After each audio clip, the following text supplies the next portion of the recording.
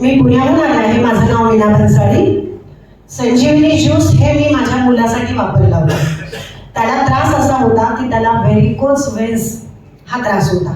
आता व्हेरिकोज व्हेन्स बऱ्याच लोकांना माहीत नसेल तर एका सेकंदामध्ये मी थोडंसं एक्सप्लेन करते. पायाच्या ज्या शिरा असतात त्या पूर्णपणे हिरव्यागार होतात, काळ्या निळ्या होतात. त्यामध्ये थोडंसं जास्ती त्रास झाला तर त्यामध्ये ब्लॉकेजेस तयार होतात, गाठी तयार होतात. आणि माझ्या मुलाच्या पायामध्ये गाठी झाल्या होत्या. 2 गाठी, म्हणजे एक गाठ एकच होती पण ती गाठ 2 वेळा फुटली आणि खूप रक्त गेलं, प्रचंड रक्त, पिचकारीसारखं रक्त गेलं. मी प्रचंड घाबरले. मी आदित्य बिर्लामध्ये त्याला नेलं. डॉक्टरांनी मला सांगितलं की ह्याचं ऑपरेशन शिवाय पर्याय नाही. एक जिथे गाठ आली आहे ती कट करायची, दुसऱ्या वेन्सला याला जॉईन करायची. पण म्हणजे ठीक आहे, एवढं काही लगेच आजच्या आज करणं काही गरजेचं नाहीये, म्हणून आपण थोडासा वेट करूया. पण त्या दरम्यान संजीवनी ज्यूस मला मिळालं आणि म्हणजे माझा काही खरंच याच्यावर विश्वास नव्हता की हा एवढा मोठा त्रास आहे, खरंच याच्याने होईल का.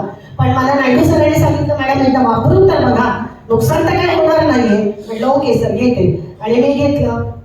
आज कधी वेळ मिळाला, चान्स आला तर मी मुलाला घेऊन येईन आपल्या प्रोग्रामला. 3 महिने 3.5 महिने रेग्युलर दिलं, त्याचा पूर्ण पाय आपल्यासारखा नॉर्मल झाला.